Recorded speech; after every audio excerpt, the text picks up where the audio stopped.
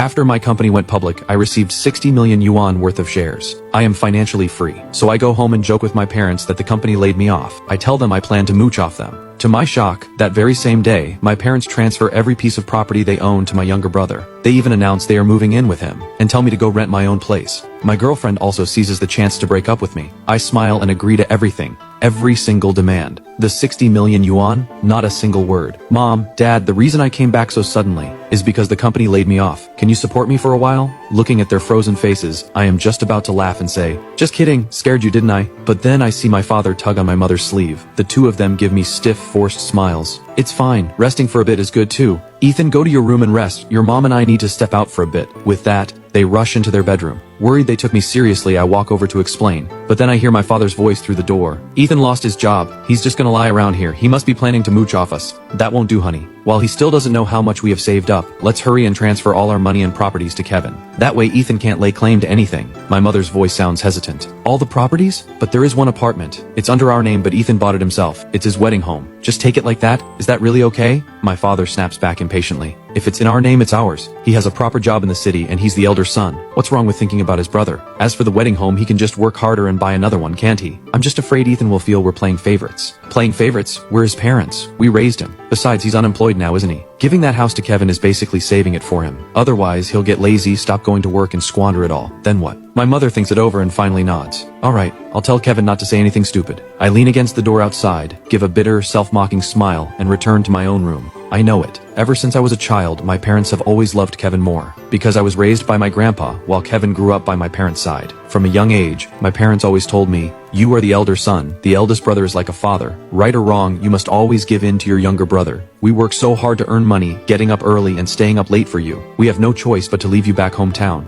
Your school records are already there. Transferring would hurt your studies. You stay back home, we still have to take care of your little brother. I understood how hard it was for my parents, so after my first year of college, I never spent another cent of theirs. I even worked part-time jobs to pay for Kevin's tuition. After graduation, I worked hard for nearly 8 years. I finally saved enough to buy a 2-bedroom apartment back home, planning to use it as a wedding home with my girlfriend. But Kevin said not to waste my first-time buyer status. He told me to put it under our parents' names, in case I ever got the chance to buy one in the capital. I thought, it doesn't matter, we are family after all, so I agreed. Who knew that even back then they were already scheming against me? This time I came back because I wanted to surprise them. The company I had invested in went public. My dividend is over 60 million yuan, with more dividends to come every single year. I am financially free. I was thinking of coming home to talk with mom and dad about buying a villa, getting Kevin a few storefronts, buying him a car, and leaving each of them several million yuan for their retirement, so their lives would be easier, and the whole family could go on a trip together. How wonderful would that be? So I just wanted to play a little joke. I would scare them by saying I wanted to mooch off them,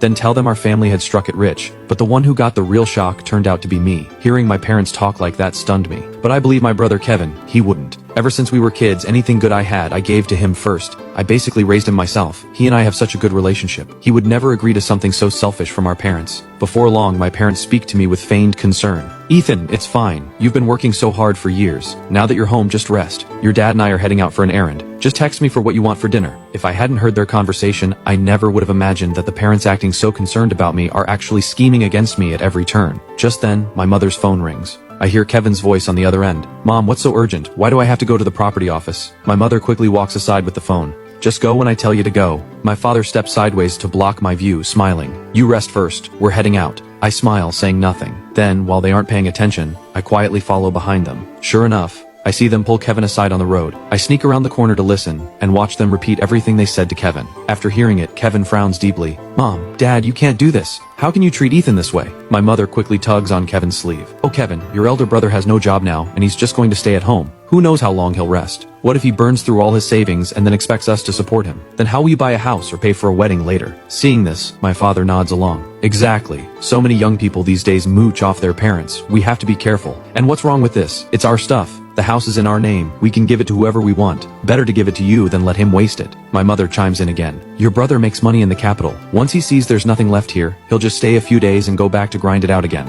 We don't need to worry about him. Kevin still hesitates. But we met his girlfriend. Aren't they talking about getting married? At least that apartment was supposed to be the wedding home. Are you going to transfer that one to me too? Oh, wedding home, your brother doesn't even have a job anymore. What woman would want to be with him? You're different. If you have no money and no house, finding a wife will be even harder, won't it? But what if my brother finds out? My father pauses for a moment. Then he gives a cold snort. So what if he does? We're his parents after all. All these years Ethan has been so obedient to us, never talks back. A child being filial to his parents is just the way it should be. Even if he finds out, he'll understand our intentions. He won't blame us. This is just pushing him to develop himself. My mother also speaks up. Right. How can a young man rest all the time? Your brother should think about it. To support him through school, your father and I struggled so hard outside. So what if he finds out? What can he do? Pick a fight with us? Then he'd just be an ungrateful child. At this point, my father gets even angrier. If it weren't for your grandfather forcing me back then, your brother should have dropped out long ago. What's the point of a country kid going to school for so long? He's a boy who didn't start working at like 13 or 14. If your grandfather weren't so stubborn, your brother would have been out earning money long ago. Right, country kids grow up early. Those years working outside really wore us out. My mother glances at the time and quickly says, Kevin, let's go. Hurry to the transfer office. When we get back, don't say anything in front of your brother. I watch Kevin's lips open silently,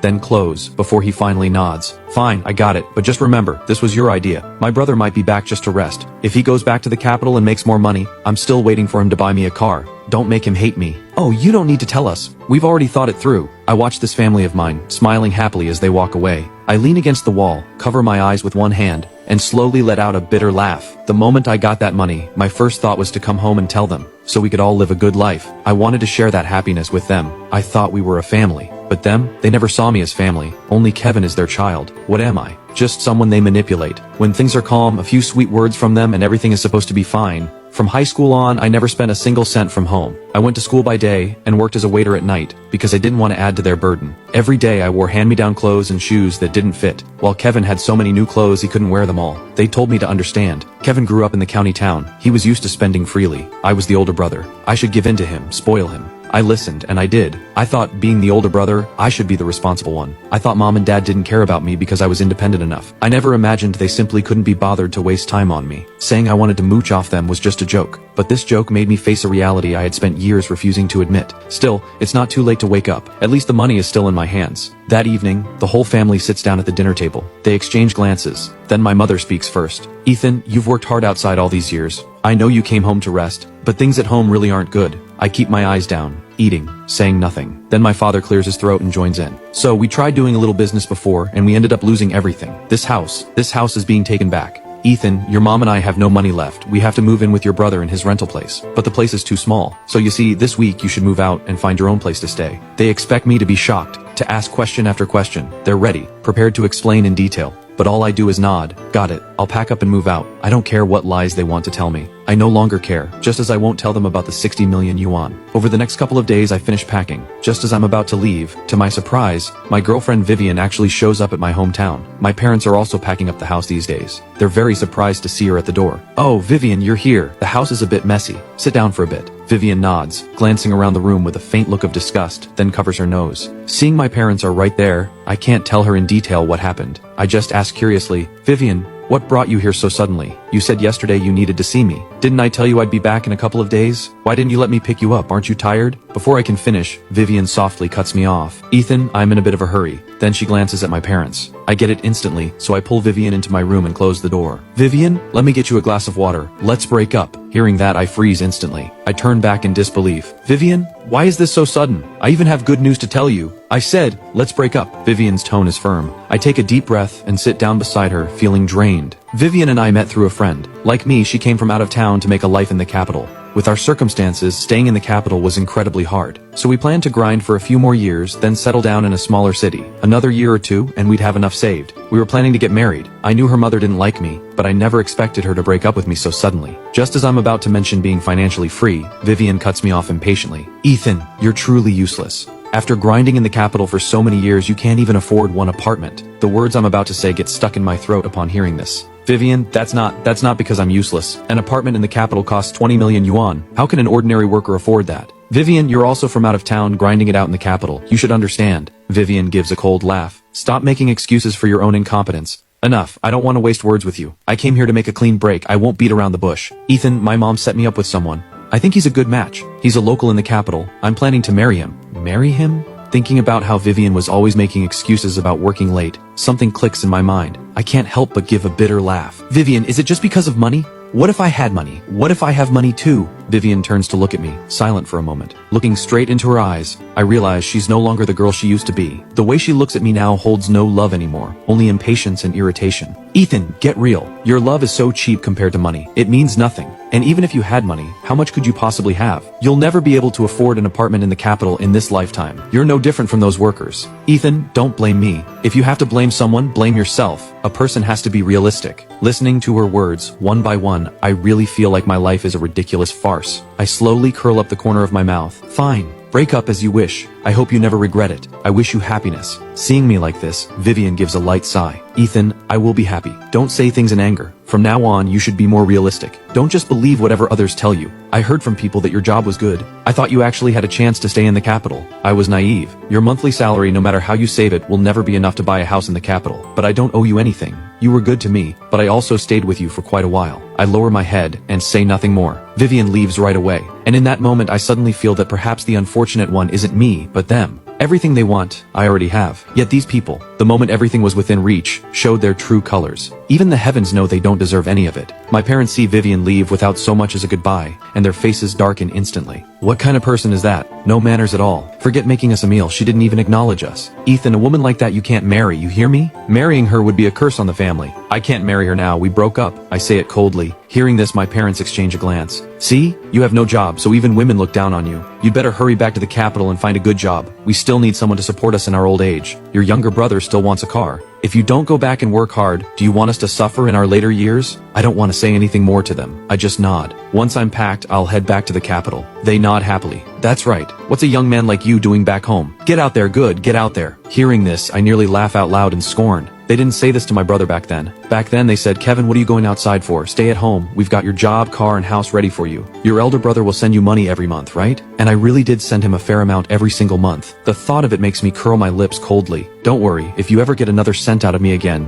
I have lived this life for nothing. After returning to the capital, I hand over all my company work and resign. The company tries to keep me. They offer to sign a part-time agreement so I can help out occasionally. I agree. Our group of financially free people have a lively dinner together. Afterwards, with nothing else to do, someone suggests we start a company, do a little business. We can afford to lose anyway. It makes no difference to me, so I agree to invest. That day, the chat is pleasant enough. But when I get back home, I find my place has been completely ransacked. The whole apartment is in shambles. The couch in the living room has been dragged to the doorway. The coffee table is overturned to one side, glass shards scattered everywhere. Even the decorative paintings on the walls have been taken down. In the bedroom, the wardrobe has been turned upside down. Clothes are thrown everywhere. The bedding has been pulled off and piled on the floor. The bookshelves in the study have toppled. Books and documents scattered all over. Even the toiletries in the bathroom and the pots and pans from the kitchen are gone. The curtain rods are snapped. The curtains torn away. The entire apartment is a wreck, as if it has been raided. Not a trace of daily life remains. I stand in the doorway. The buzz from drinking vanishes instantly. The blood in my veins seems to freeze. It takes me a few seconds to react. I shut the door behind me, pull out my phone, and call the police right away. My fingers are so tense they turn white. On the phone, I keep my voice as steady as I can, giving my address and explaining the state of the place. After hanging up, I call my landlord. When the landlord hears what's happened to his property, he frantically says he'll be right over.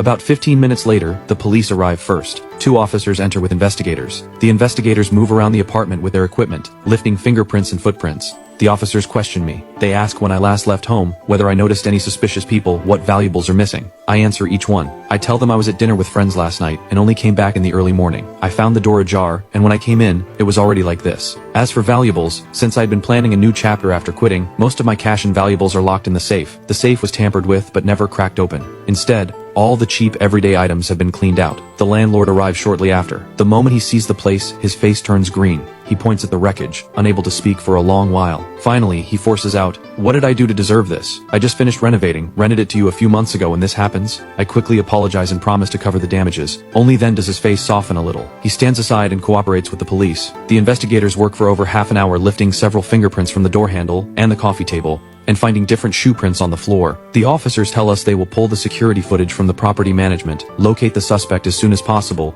and ask us to wait for news. They also ask me to submit a list of missing items. After the police leave, the landlord and I clean up the apartment together. Looking at the mess, the landlord grumbles while picking up glass shards, saying he's never encountered anything like this. I'm furious inside too. Something feels wrong. I haven't made enemies in the capital, who would have nothing better to do than empty out my apartment and ignore valuables to take only household items. It makes no sense. Early the next morning, the officer from the station calls me. He says they found something. Through the security footage from the property, they saw 1 man and 2 women yesterday afternoon use a key to open my door, carry down several large boxes, and drive away. Through facial recognition, they identified the woman as Vivian. The other 2 were probably from a moving company she hired. The officer also tells me the footage clearly shows Vivian directing the others to move things. Even the clothesline on the balcony and the toilet in the bathroom were taken apart and hauled off. Not even a kettle was left behind. Hearing the officer's words, I freeze at first, then can't help but laugh in fury. Vivian's mind is so twisted. Breaking up and then doing something like this? It truly redefines my understanding of her. The officer asks how I want to handle it. I say the apartment belongs to the landlord and most of the items in it are his too. Let the landlord decide. I hand the phone over. The moment the landlord hears it was the tenant's girlfriend, he explodes. He says they must press charges, make Vivian pay for all the damages, and hold her legally accountable.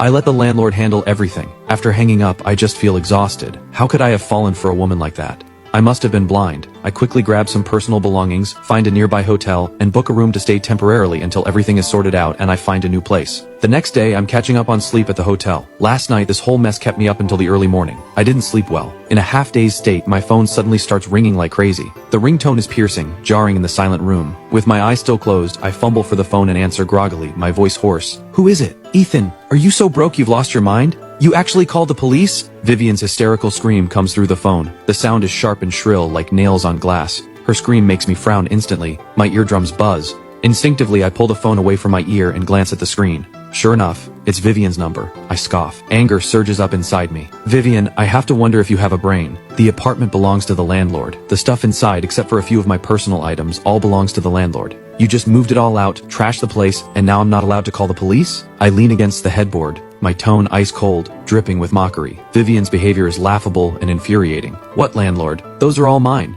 When we were together, I made the list myself and had you buy them and replace the old ones. Those curtains, bedding, kitchenware, I picked them all. We broke up. What's wrong with me taking my own things back? What right do you have to call the police? Drop the case right now or I'm not finished with you." Listening to her, I can't help but laugh at her warped logic. Sure, she picked those things, but I paid for every single one of them. And most of them were the landlord's to begin with. She actually has the nerve to claim them as her own. Shamelessness at its peak. "Fine, then go tell the officers yourself. Let's see if they buy your ridiculous story." I scoff. I don't want to waste another word on her. I hit the block button, then I block and delete her on every messaging app. I clear out every photo and chat record of Vivian from my phone. Out of sight, out of mind. Tangling with someone like her only lowers my own standards. After blocking Vivian, I try to go back to sleep, but I toss and turn. My mind is a mess. From going home to joke with my parents to discovering my parents and brother were scheming against me, to Vivian breaking up with me and emptying out my apartment. The whole string of events plays in my head like a movie. I feel how cold human hearts can be. Family and love crumble so easily in the face of profit. After calming down, I notice I'm not feeling well. All this stress recently has left me eating and sleeping irregularly. My stomach has been aching dully.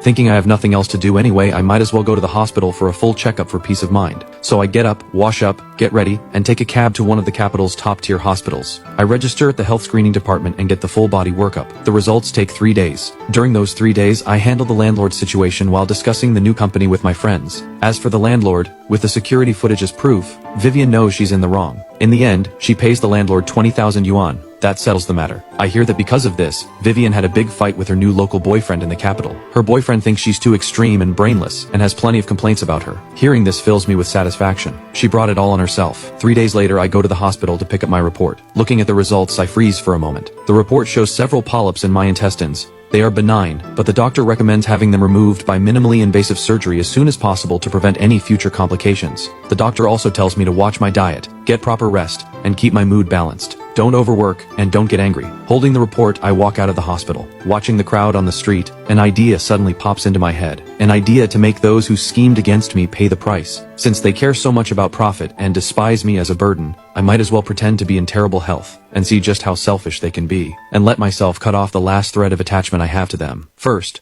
I go to the pharmacy and buy some cold medicine and painkillers. Then I go to the hospital and get some medicine for my stomach. I deliberately peel off the labels on the bottles, leaving only the outer packaging. I have a designer friend help me forge a fake cancer diagnosis report. The report states stage 2 colon cancer, needs surgery as soon as possible, estimated cost around 300,000 yuan. Once everything is ready, I deliberately stay up for several nights to make my face look pale and gaunt. My eyes hollow, my whole self looking sickly, drained of all life. 1 month later, everything is in place. I drive back to my hometown and head straight to Kevin's rented place. It's an old rundown neighborhood. The apartment is on the 6th floor, no elevator. The hallway is piled with junk, giving off a musty smell. I push the door open. Inside, it's tiny and cramped, less than 600 square feet, and there are 3 beds crammed in. The living room is piled with miscellaneous junk, barely any space to stand. My parents, hoping I'll still pay for Kevin's car, are willing to live in this dump. They really can put up with anything. I push the door open and step inside. My parents and Kevin are all there, gathered around the table for dinner. The 3 of them freeze for a moment, a flash of surprise crossing their faces, before quickly returning to normal. My mother sets down her chopsticks and asks with fake concern, "Ethan, what brought you back? Didn't you say you were going back to the capital to find a job?" I don't answer her. Instead, I stagger forward a few steps, grip the table for support, my body trembling slightly. My face is pale, my lips cracked. Then without a word, I start sobbing to them, my voice choking, thick with despair. "Mom, Dad, I'm sick. The company didn't fire me because of layoffs. It was because of this. I was afraid you'd worry, so I didn't dare tell you the truth. I kept it hidden." As I speak, I pull the fake diagnosis report from my bag and place it on the table, sliding it toward them. I keep my head bowed low, my shoulders shaking with sobs, looking utterly pitiful. Seeing me like this, and the report on the table, their faces twitch involuntarily. A flash of panic and disgust crosses their eyes. They exchange a glance. Then my father lets out a forced laugh, his tone holding no concern, only dismissal. "Ethan, stop joking around. You look healthy as ever. How could you possibly be sick? The hospital must have made a mistake." My mother chimes in. Yes, they must have gotten it wrong. You're so young, healthy as can be. How could you have a serious illness?" I lift my head, my expression heartbroken, my eyes red and brimming with tears. I choke out, "It came up at my checkup this year. It's colon cancer, but it hasn't reached the late stage yet. They caught it just in time. It's still treatable." I pause, then deliberately put on a hopeful expression and look at them. "Mom, Dad, I know we don't have much money right now. Things aren't easy for you, but didn't I have an apartment before? The one I prepared as my wedding home. Its market value should be over 300,000 yuan now. The doctor says with 300,000, my condition can be controlled, I can have the surgery." I finish, looking at them with eyes full of hope, hands clasped tightly together, knuckles white, like I'm grasping at the last straw. "Dad, Mom, count this as a loan. Once I get better, I'll work hard and pay you back. Kevin still has a job, doesn't he? He's been working for a while now. He must have some savings. Please help me, save me, I'm begging you, save me." Hearing this, my father panics. He picks up the diagnosis report from the table and glances at it, his hands trembling. He stammers, We have no money. Your brother, Kevin, only started working not long ago. How could he have savings?" "Ethan, don't panic, don't worry, Mom and Dad will help you. We'll figure something out." My mother nods along, forcing a strained smile. "Yes, Ethan, don't worry. Mom and Dad won't abandon you. We'll think of something. Their mouths say they'll help me, but their eyes dart away, not daring to meet mine. The 2 of them tell me to wait on the couch, saying they'll go into the bedroom to count how much money they have and see what they can scrape together. I watch them walk into the bedroom, one after the other. The door closes. A cold smirk curls at the corner of my lips. I stand up and quietly tiptoe to the balcony window. The bedroom window isn't fully shut. A small gap is left. The voices inside come through clearly. Sure enough, the moment they enter the bedroom, they drop the act and start scheming. My mother's voice is panicked and complaining. "What did Ethan just say? Cancer? Cancer is a bottomless pit when it comes to treatment. He still has that apartment, but he has no job now, and he has cancer. Even if he gets cured, he probably can't do heavy work. He'll never amount to anything in this life. Oh God, this apartment, even if we give it to him, it won't be enough for treatment. In the end, it'll end up with nothing, after all that effort." My father's voice is irritated and resolute, lowered. "We can't give it to him. Cancer is never easy to cure. The money will be wasted. And cancer slowly destroys the body. The whole family will be dragged down. Kevin's wedding will be ruined too." "Absolutely not." My mother slowly starts to cry. Her voice holds no sadness, only fear. "Then what do we do? If we don't give it, what if he latches onto us? He's at a dead end now, he'll definitely keep clinging to us. How about taking him to a traditional doctor? It's cheaper, and maybe it can be cured." My father sighs, his tone ice cold. "What traditional doctor? If even Western medicine can't handle it, what use is traditional medicine? There's no point. Think of something. Can we send him somewhere far away, let him figure it out on his own so he doesn't drag the family down? He grew up with his grandparents anyway. He's not close to us." Hearing that last sentence, my heart goes completely cold, like it's been thrown into an icebox. The chill runs from head to toe. So in their hearts, I have always been an outsider, a disposable burden. I'm sick, and instead of helping, they want to push me away and let me struggle alone. My mother stays silent for a moment. "There's no better option. You just hurt your leg a few months ago. The hospital visit cost a lot. We have basically no savings left. Where would the money for cancer treatment come from? Let him get checked in the village somewhere, just barely keep him going. Ethan has cancer. How much would that cost? We don't have the means. Don't bring up my leg, it's annoying. It's all my father's fault. He made me go work in the fields. Not only did I fall, he fell too. Now he calls me from the village whenever there's nothing going on, asking if my leg's better, if I can come back and help. Forget it, no way. At his age, he can't even take care of himself, and he's worried about others." Hearing this, my heart sinks. The blood in my veins seems to freeze. Grandpa isn't well. Not only did they not tell me, They just left him alone in the village. Even after Grandpa hurt his leg, they couldn't be bothered to care. They could even say something like that. What kind of people are they to do this? Grandpa raised me from the time I was small. He gave everything to them. And yet they can be this unfilial, this cold-blooded. I stand on the balcony shaking with rage, teeth grinding. My hands grip the railing tightly, knuckles white, fingernails digging deep into my flesh. A faint metallic taste spreads in my mouth. I never knew them well enough. Their selfishness and coldness go far beyond what I imagined. This must end now. I won't give them another chance to scheme against anyone, and I won't show them an ounce of mercy ever again. That evening, Kevin gets home from work. He pushes the door open, sees me sitting on the couch, pale and listless, and pauses for a moment. He casually asks, "Ethan, what are you doing back? Why do you look so pale?" My parents didn't expect me to wait in the living room. They never imagined I'd eavesdrop on their conversation.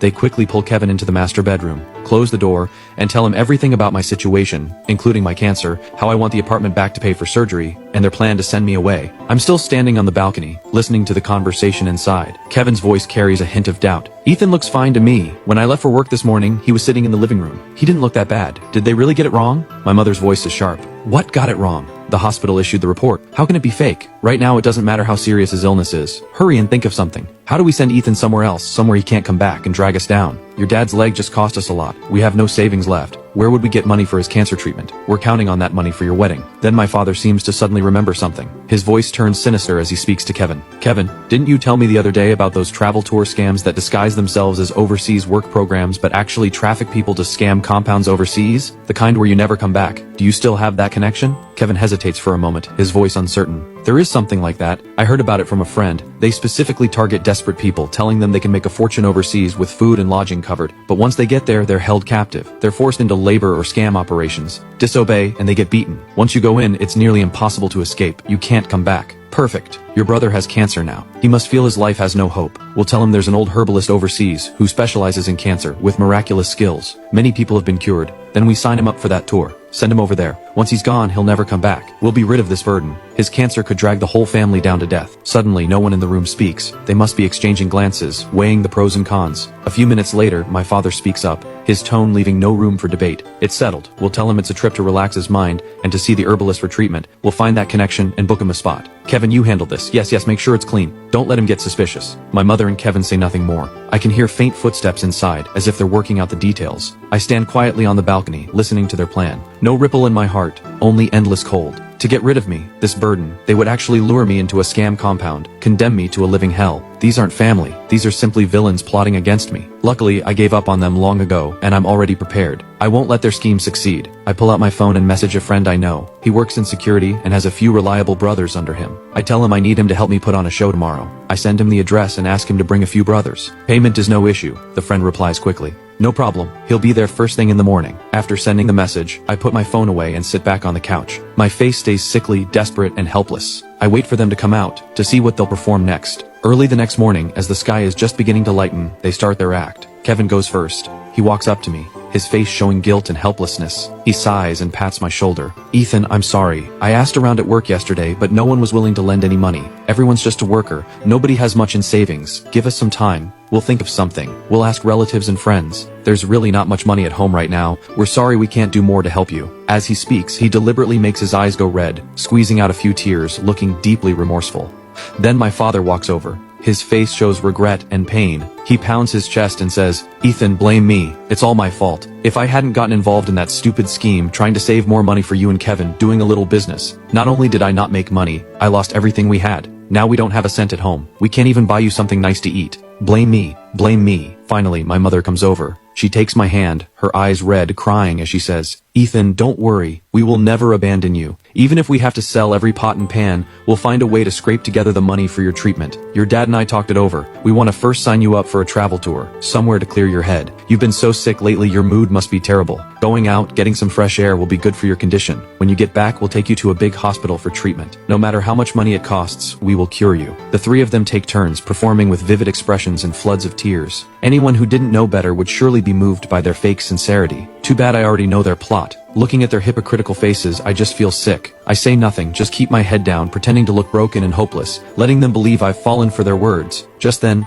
A loud commotion erupts at the door. Someone pounds on the door shouting, Ethan, Ethan, get out here. Don't think running to the countryside will get you off the hook. We can find you anywhere in the world. Open the door, now. Then comes a violent series of bangs. The door rattles, like it could break at any moment, terrifying my parents and Kevin. The three of them go pale instantly, their performance stopping. They stare at the door in horror, not knowing what's going on. Kevin is shaking with fear, stammering as he looks at me. Ethan, you owe money. How much did you borrow? How did they track you here? As he speaks, he trembles and goes to open the door, probably afraid the door will break and he'll have to pay the landlord. The moment the door opens, 4 hulking men step inside. Each one stands over 6 feet tall, with powerful builds, grim eyes. Clearly not the kind of people you'd want to mess with. The one leading them is Bruno, my friend in security. Bruno walks in, his gaze sweeping over the 3 in the room, finally landing on me. He puts on a fierce expression and snorts coldly. Ethan, you lost your job, you got sick, and now you think you can hide? Heh, don't think running to the countryside will save you. If we couldn't find you today, who would pay your debt once your body gives out? Seeing me say nothing, and seeing these 4 imposing men, my parents are scared out of their wits. They shout,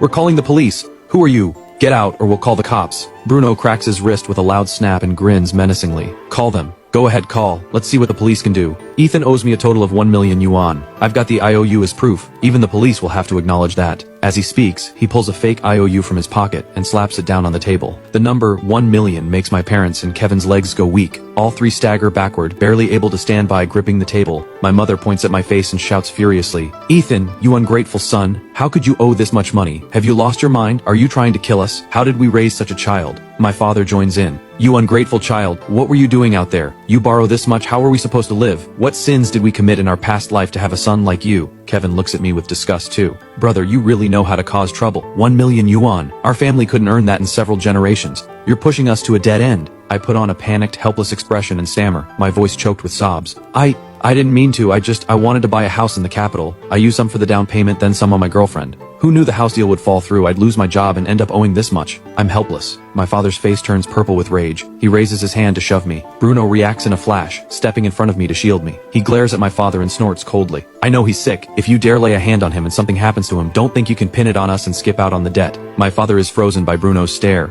His raised hand hangs in midair, not daring to come down. Bruno glances at the 3 of them and sneers. "I don't want to make a scene. After all, paying your debts is only right. I've done my research. He has an apartment under his name right around here. Handed over his payment. 1 million, that apartment is just enough to cover it. Once it's settled, this whole thing is over. Otherwise, we'll be back every single day, and you'll never have peace." My father stares at the 4 big men. The tiny apartment can barely contain them. Their presence has him shaking. He stammers, waving his hands. We don't have money. That apartment isn't his either. It's ours. It has nothing to do with him. We can't give it to you." Bruno gives a cold laugh and pulls a pre-prepared document from his pocket, slapping it on the table. "Fine. If you don't want to use the apartment to pay his debt, then sign this." He points to the document, speaking word by word. "Sign this, and you officially sever all parent-child ties with Ethan. His debt has nothing to do with you. We'll take your son with us. As for what happens to him after that, none of your business." At this, he sneers. "I'll find a way to get the money out of him myself. Even if he's sick, I have ways to make him pay." Hearing this, my parents and Kevin's eyes light up instantly, like they've grabbed onto a lifeline. A look of pure joy crosses their faces. They snatch up the pen at lightning speed and sign their names on the document to sever the parent-child relationship, pressing their fingerprints down. Their expressions show nothing but relief that such a miracle exists, that they can finally rid themselves of this burden, this dead weight. The moment they finish signing, they shove the document over as if afraid of being a second too late. My father quickly adds, "Leave now, take him away. We have nothing to do with him. Nothing at all. Don't come to us about anything involving him ever again." My mother chimes in. Yes, we severed ties with him long ago. His debt has nothing to do with us. Just take him away." Kevin looks the most relieved of all. He waves his hand. "Hurry up and go. Don't bother us again." Bruno grips the document, clenches his jaw, and says angrily, "I've never seen a family like yours. Your own son is sick, and not only do you refuse to help, you actually can't wait for something to happen to him. Fine, I'll take him away. Just don't come back regretting it later." Watching the 3 of them, so eager and cold-blooded, the last shred of hope in my heart vanishes completely. I don't look back. I don't spare them another glance. I follow Bruno and his brothers out of that disgusting place with long strides. Stepping out of the building and into Bruno's car, the atmosphere instantly relaxes.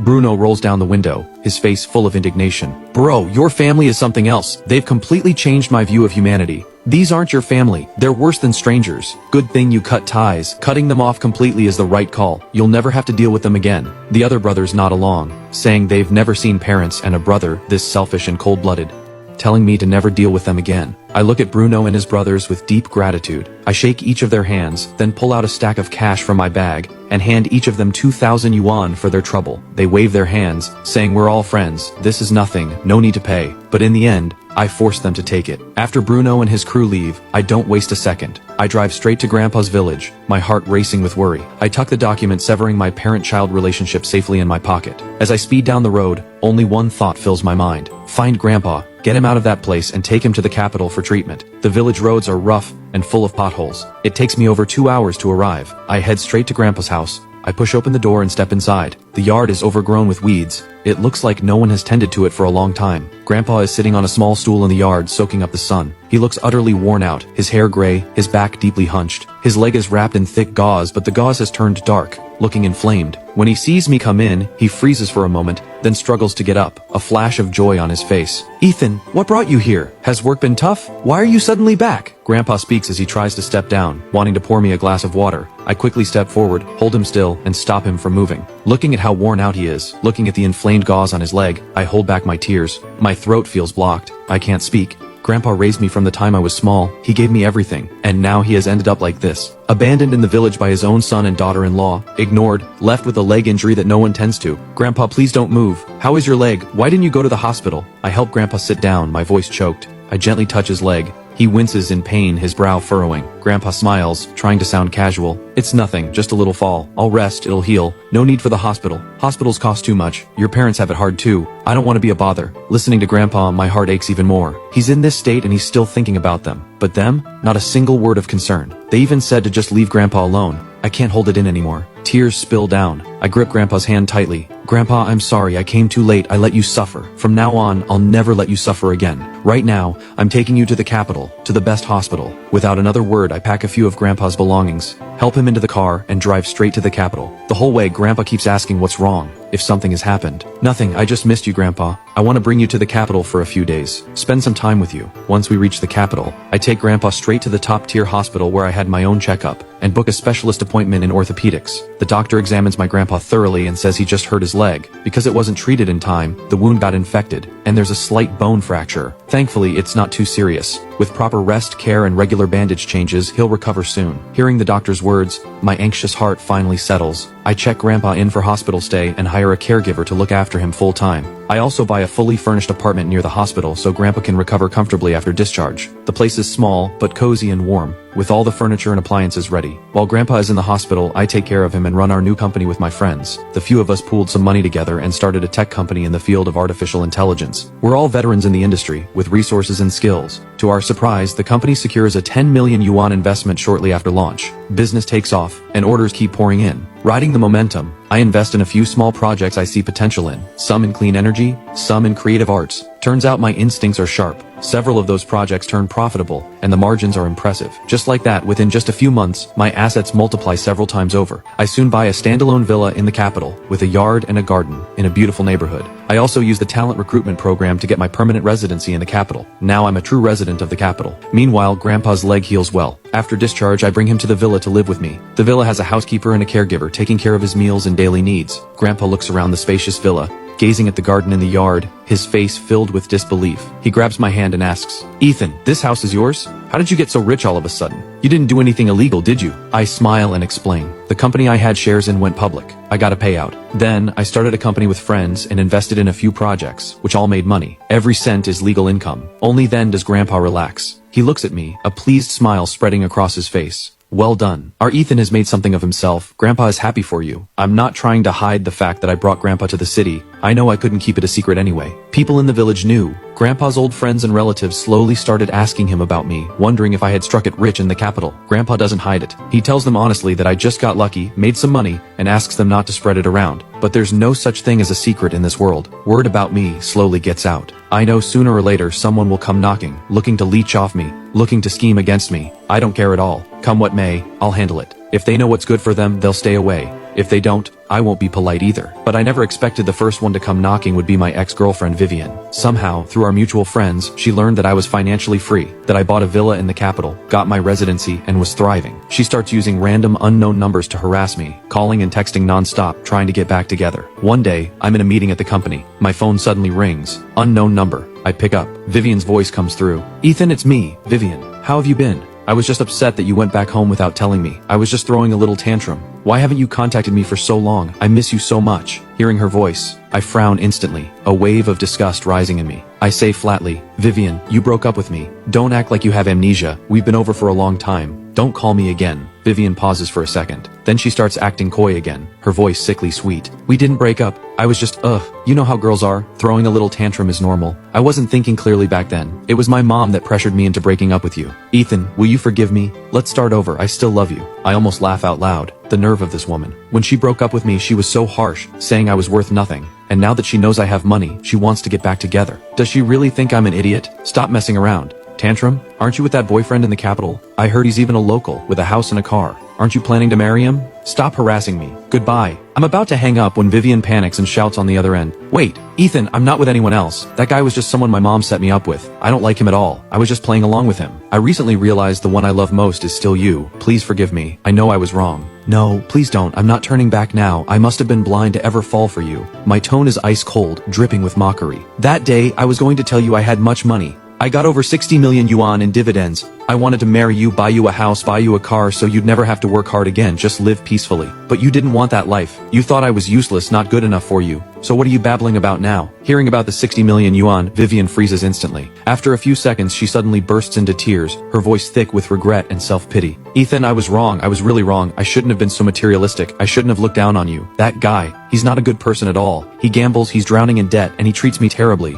Being with him makes me miserable. Ethan, save me. Please save me. I know you still have feelings for me. Will you forgive me just this once? Heh, you brought it on yourself. You get the life you deserve. Don't go dragging others down with you. I say it coldly, hang up and block her number. Vivian's crying still rings harshly in my ears. The mess she's in now, she chose it herself, no one else to blame. She failed to see who I really was. I thought blocking Vivian would end the harassment, but just a few days later, Vivian's mother actually calls me. On the other end, Mrs. Carter's voice carries a hint of apology and pleading. Ethan, it's all my fault. Blame me. I was the one who forced Vivian to break up with you, who forced her to be with that other man. Vivian's life is miserable now. That man bullies her. Please forgive her, let her come back to you. She knows she was wrong. Mrs. Carter, I remember when I visited your home back then, that's not what you said. My tone turns icy. I remember the scene at the Carter house, and a wave of resentment rises. You said I was from some small town. I was useless, not good enough for your Vivian. You threw out the gifts I carefully prepared, told me to leave, said I'd never amount to anything in this life, that I'd never afford a place in the capital, and said if I couldn't save up 2 million yuan, I had no right to propose. Have you forgotten all that? I remember it clearly. I remember their faces back then. Mr. Carter sat on the couch, not even sparing me a glance. Mrs. Carter was full of arrogance, tearing me down completely. Vivian stood to the side, silent, quietly approving of her parents. I should have seen their true colors then, but I was blinded by love at the time. I thought if I just worked hard enough, they'd come to accept me. Mrs. Carter pauses on the other end. My words leave her speechless. After a few seconds, she finally chokes out. That was just a moment of foolishness on my part. I failed to see your worth. Ethan, please be the bigger person. Don't stoop to our level. Vivian knows she was wrong. She still loves you. Please forgive her. She's just a girl. Finding the right person isn't easy. Take pity on her, please. Hearing this, I just laugh outright. So in their eyes, I'm just a sucker, someone with money who's easy to push around. Their daughter has a bad time, and they want to dump her back on me to clean up the mess? When was the world ever that convenient? Mrs. Carter, I'm sorry. I'm a rich man now too, so I don't think much of your Vivian anymore. She's not good enough for me. Goodbye. I finish and hang up immediately. I block Mrs. Carter's number too, and set my phone to filter out all unknown numbers. Out of sight, out of mind. I don't want anything more to do with that family. Their true faces are simply too ugly. The days pass one by one.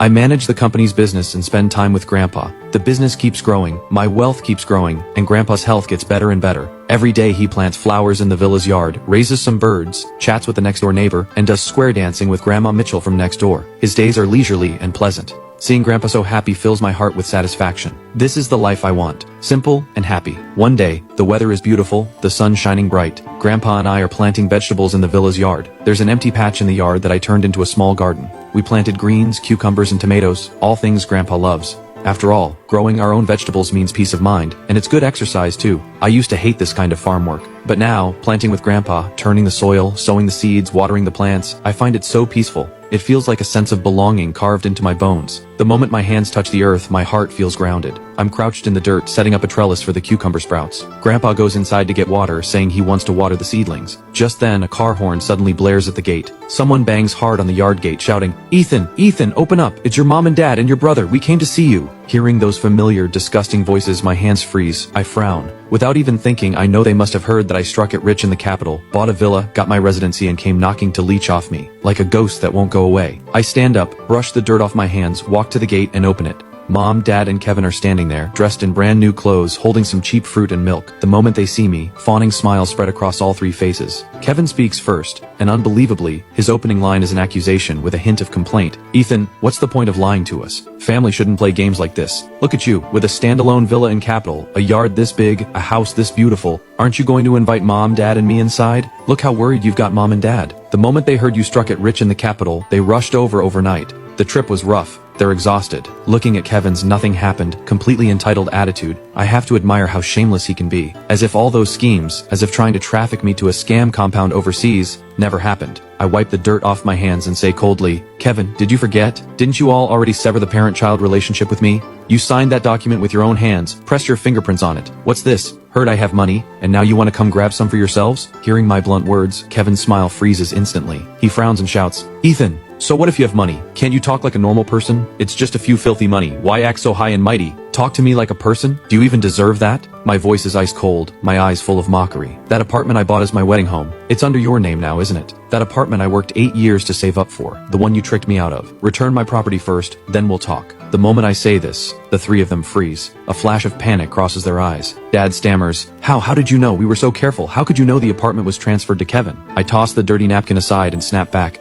I knew from the very beginning. I was just trying to play a joke on you, and I never imagined you'd have no family feeling for me at all, and would even try to traffic me overseas, push me into a death trap. For a moment, my father looks guilty. Then he suddenly straightens his back and shouts, So what if we schemed against you? You're our son. Kevin is your younger brother, supporting us, spending money on us. That's just what you're supposed to do. Their shameless attitude makes me laugh in fury. What absolute nonsense. Not 1 cent. I will never give you another cent. We have no relationship anymore. Get out, or I'm calling the police. My parents immediately start wailing at my doorstep. Oh heavens, there's no justice in this world. Our elder son has no respect for his parents. He has money but won't support us in our old age. He doesn't care if his parents live or die. What an ungrateful son. Listening to them wail, I cover my ears. Who are you two? I don't have parents. The severance document is still in my hands. Don't you have a son? Look, Kevin, hurry. Why are you letting your parents cry this hard? How can you be so thoughtless? Hearing me, my father gets so angry he tries to lunge forward and shove me. I grab his wrist midair. What, you want to hit me? Do you even deserve to touch me? Grandpa got hurt and you ignored him, left him to suffer. And me? I just made a joke and you transferred my apartment to Kevin, terrified I might spend a single cent of yours. I said I was sick and you actually plotted to traffic me to a scam compound overseas.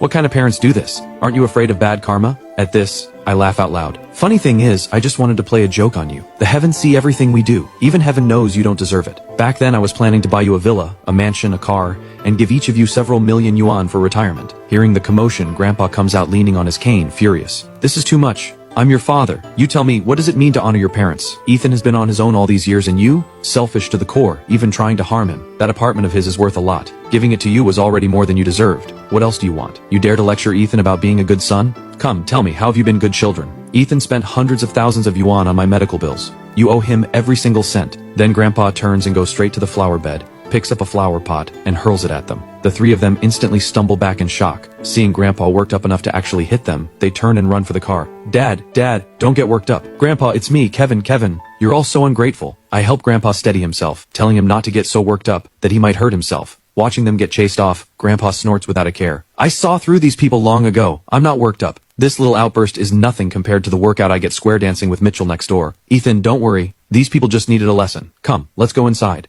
Grandpa will make your favorite sugar pancakes. I smile and help Grandpa walk inside. My work is mostly handled now and Grandpa is getting old. I decide to take him traveling. He worked so hard for me in his younger years and after I started working, I couldn't always be by his side. Now I have the time. Some people simply aren't worth my time and energy anymore. I act on it without delay. I plan the trip, and Grandpa and I set off to explore the beautiful landscapes of our homeland.